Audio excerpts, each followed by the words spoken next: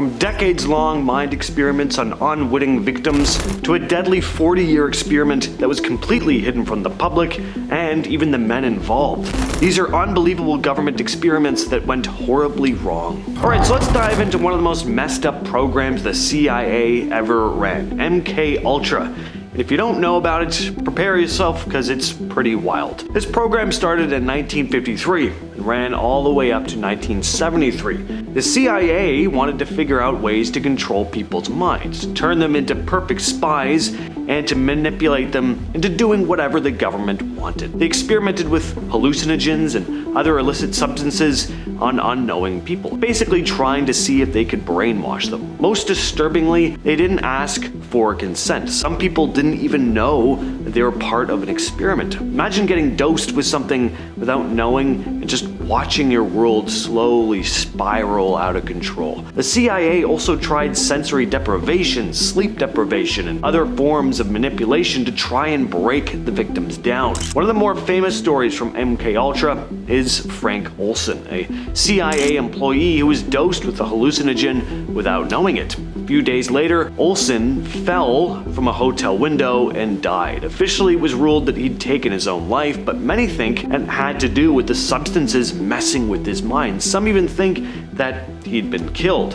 Eventually, though, the whole MKUltra thing came to light, and people were horrified. The CIA destroyed most of the records, but what has been revealed paints a pretty disturbing picture of just how far the US government was willing to go in the name of research. Tuskegee Study. If you haven't heard of it, you should.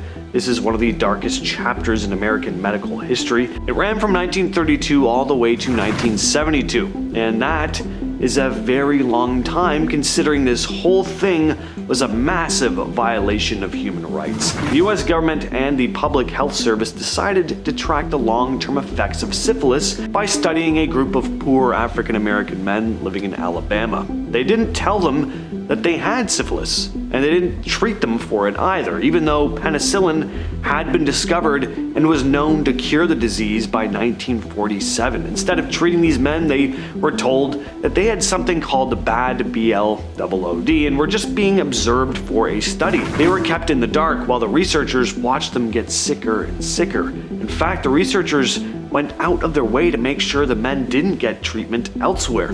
By the time the study was exposed, over 100 men had died from the disease, and many others suffered from severe complications, including blindness, paralysis, and heart problems. The people involved were treated like lab rats, denied basic treatment, and lied to for decades. At first, they'd been told the so-called experiment was only going to last for 6 months. Instead, it was 40 years, and through most of it, there was a known cure for the disease that they didn't even tell the men that they had.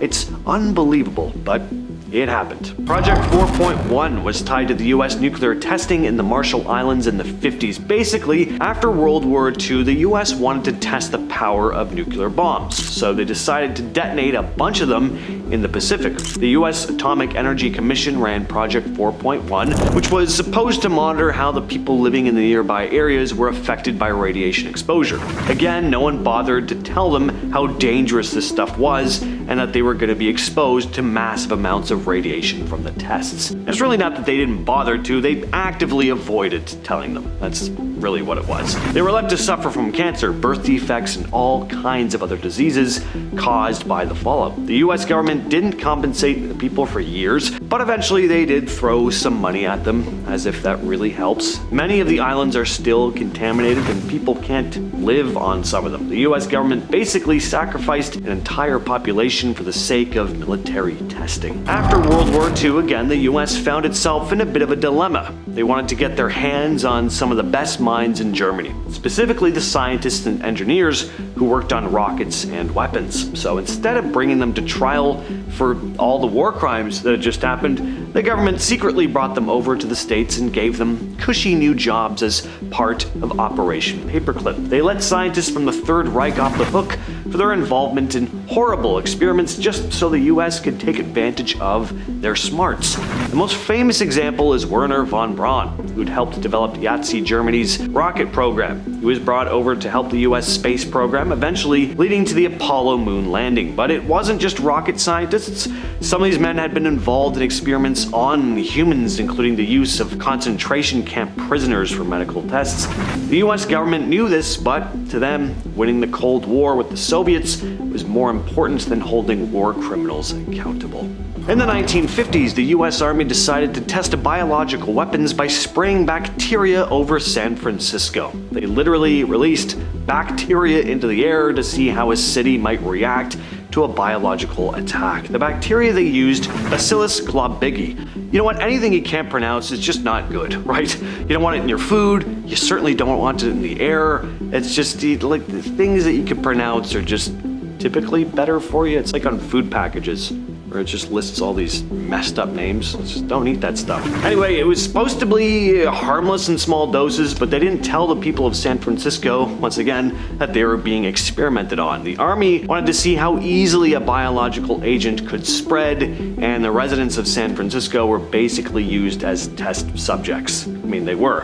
While the bacteria wasn't supposed to be harmful, it ended up getting people sick, and some even died. The military kept the whole thing secret for years, and when it eventually did come out, the public was, of course, furious. The Army had put thousands of people's health at risk just to test the potential effects of a biological weapon. Cointelpro, the FBI's covert surveillance program that ran from 1956 to 1971. This program was designed to keep an eye on civil rights groups and political organizations in the States. The FBI didn't just spy on these groups, they also tried to destroy them from the inside. Groups like the Black Panther Party and Martin Luther King Jr.'s Southern Christian Leadership Conference were targeted by this organization, along with the anti-Vietnam War activists. The FBI used every dirty trick in the book: wiretaps, forged letters, anonymous threats to sow distrust in the movements they were targeting. In one infamous incident, the FBI sent an anonymous letter to Martin Luther King Jr. in an attempt to blackmail him into taking his own life. Project Bluebird was one of the CIA's earlier attempts to figure out how to control minds and influence behavior. This program was the precursor to MKUltra, and it focused on using substances like LSD, hypnosis, and other psychological techniques to manipulate people. They wanted to create spies or assassins who could be controlled remotely without them even realizing it. Experimented on their own employees and even used soldiers and civilians as guinea pigs, all without telling them what was really going on. They tested things like sensory deprivation and sleep deprivation again to see how they could break someone's will and control their thoughts. It was, of course, a very shady program that relied heavily on the idea that people could be turned into mind-controlled agents. In the 60s and early 70s, the US Department of Defense had a plan to get rid of old, unwanted munitions. The operation was called the Chase, which stands for Cut Holes and Sink 'em. As you can probably guess, the strategy was to load up decommissioned ships with outdated weapons and then sink them in the ocean. Most of the munitions were conventional weapons, like ammo and artillery, but a small portion of the shipments involved some very dangerous stuff, like chemical weapons. The disposal sites were in the Atlantic Ocean, off the coast of Florida and the Bahamas, and in the Pacific Ocean as well. One of the biggest concerns at the time was the environmental impact and the possibility that the chemical weapons could leach into the ocean and contaminate it. As you can imagine, dumping toxic substances into the ocean isn't the best long-term solution. In 1964, a ship called Village was sunk with 7,348 tons of munitions. About 5 minutes after it went under, there were huge explosions. The blasts were so powerful that seismic equipment around the world picked them up. Now, luckily, this hadn't been a chemical weapons dump, but it showed just how dangerous this really was. By the late 60s, public awareness and concerns over dumping chemical weapons in the ocean was starting to grow. This culminated in the media coverage of the Chase 10 operation in 1970, where thousands of tons of chemical weapons were disposed of off the coast. But thankfully, in 1972, the US passed the Marine Protection, Research, and Sanctuaries Act, and a year later, the United Nations put out an international ban on dumping chemical weapons at sea. In the 40s and 50s, the US government tested atomic bombs in places places like Nevada and the Pacific Ocean. They didn't just test the bombs though, they also exposed people to the radiation from the tests. Soldiers were told to march toward ground zero right after the bomb went off, as if they were part of some military exercise, but these soldiers were exposed to radiation that would lead to all kinds of health problems down the line. Then there were the civilians. Thousands of people living near test sites were also unknowingly exposed to radiation. And to top it off, the government didn't tell anyone how dangerous the tests were, so people